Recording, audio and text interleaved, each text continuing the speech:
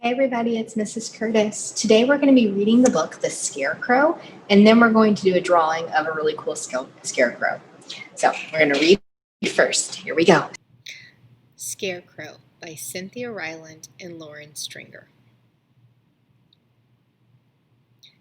Scarecrow. His hat is borrowed, his suit is borrowed, his hands are borrowed, even his head is borrowed, and his eyes probably came out of someone's drawer. But a scarecrow's life is all his own. It takes a certain peace hanging around a garden all day. It takes a love of silence and air, a liking for long, slow thoughts, a friendliness towards birds.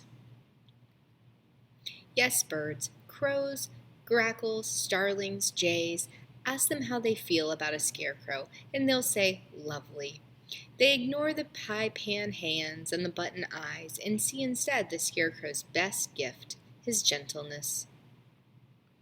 They line up on his arms and can chat all day.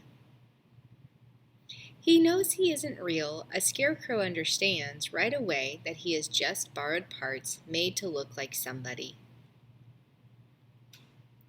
But he knows this too, that there is a certain wonder going on around him. Seeds are being planted, and inside them are 10-foot tall sunflowers and mammoth pumpkins and beans that just go on forever.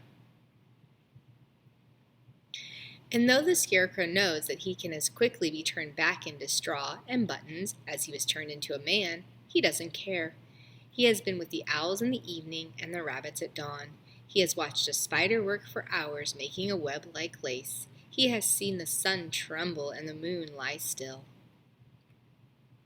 The scarecrow doesn't care what he's made of or how long he might last, for he has been a witness to life. The earth has rained and snowed and blossomed, and wilted and yellowed and greened, and vined itself all around him. His hat has housed mice, and his arms have rusted birds. A morning glory has held tight to his legs, and a worm is living in his lapel. There is not much else a person might want, and the scarecrow knows this. So he doesn't mind that there's always a smile on his face or that his eyes are always open. He doesn't mind being up high. He doesn't mind staying there. The wind is brushing his borrowed head, and the sun is warming his borrowed hands, and clouds are floating across his button-borrowed eyes. The scarecrow is thinking his long, slow thoughts. And soon, birds will be coming by.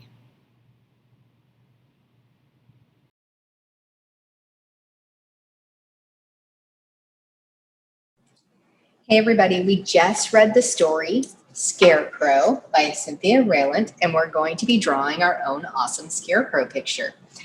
When you have your paper, make sure it's turned the tall way so you'll have plenty of room to draw your scarecrow. You don't want to draw this way. Make sure you turn it the tall way. And we're going to start with our scarecrow's head. And we're only going to actually draw the bottom part of his head so we can add a hat to the top. So I'm going to start by drawing a half circle curving up, like a big smile face, kind of like we did yesterday with our fruit. Then I'm going to draw a kind of a jagged line for the top edge of his hat. Scarecrow typically have clothes that are old or worn out, so it's okay if this isn't a perfect line. So I'm just going to draw kind of a zigzag, maybe even have like a torn part out of there, all the way across like that. I'm going to make it look old. Then I'm going to have a curve that curves up like this to connect the two. And on top of that, I'm going to add the very top part of the hat like this. You could even make a few pieces of straw kind of sticking out of the hat if you wanted to, or put a patch, like the hat's been sewn back after it got a hole in it. Maybe a couple of patches, that looks kind of cool, onto your scarecrow's hat. We want to make it look kind of old and worn out. All right, now that we've got his hat and his head, we're going to go ahead and add his eyes. I'm going to just add some big circles for his eyes, and then I'm going to fill them in. And I'm going to leave a little reflection mark in there when I fill them in, just to give it a little bit of life and interest to my drawing, just like that. I'm gonna add a nose, and you can make your nose any shape you want. I'm just gonna go with a simple triangle. And typically the mouth on a scarecrow is sewn on, so I'm gonna show it as kind of a line for a smile, and then I'm gonna put some little sewn marks like this, like his mouth was sewn on. Looks pretty good. All right, I'm gonna start with his arms and his body next. So starting kind of at the side of his head, not way up here, but kind of towards the bottom, I'm gonna make my line coming out. This is gonna be an arm. And then down, I'm kind of making a rectangle, and I'm gonna come this way. And I'm not gonna go all the way back in. I'm gonna stop right just before that first line, and then I'm gonna go down for his shirt. I'm gonna do the same thing on the other side. I'm gonna go out and down, and then back in for his arm, and down for his shirt. Now I wanna draw his shirt like a button-up shirt. So I'm gonna draw kind of a V shape, the start of a V shape, and then down like this. And you could even add some little buttons. Maybe it's missing a button, so I won't put one there, but I'll just put another one here and here, and then across. Then I'm gonna make my other V shape come in like this. I'll have the shirt open just a little bit here and across like that. That looks pretty good. We're gonna add the rest of his arms. Now the scarecrow is gonna have a post that goes up from the ground into him, and then one that goes across that goes through his arms. So I'm gonna show that post kind of sticking out from his arms. And you can add some little pieces of hay, little lines. You can do this with your pencil, or you could wait and do it with a like yellow colored pencil too. There we go. Make it look like there's some hay coming out from his sleeves. Typically they use hay to form the scarecrow to add some thickness to it. All right, he's also gonna have a pole that goes down into the ground like this. And then we see the line for the ground as it disappears into the ground. And we can add some details to our sweaters as well. So I'm gonna add some details here. Some little patches. It's pretty old and torn up here.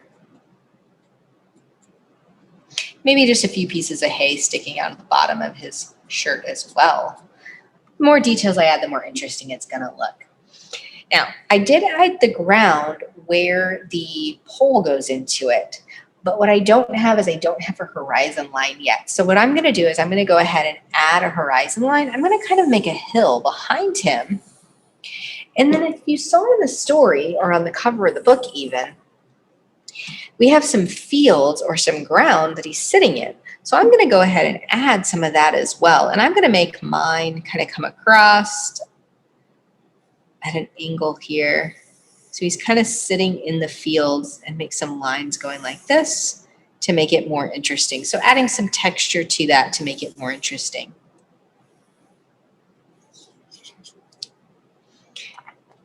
You can even add some clouds in the sky if you wanted to add some clouds in the sky. And then I think I'm also going to add a little bird on his shoulder. So I'm going to add just a little bird here. Add 2 little legs, and then a curve for his body. Head. There's a little beak. Yours doesn't have to look just like mine. I'm just adding some fun little details. It's going to have that little bird on his shoulder visiting him. All right. It looks pretty good. I think I'm ready to start coloring. I hope you enjoyed drawing your scarecrow with me today. And I can't wait to see what you did. So send me a picture.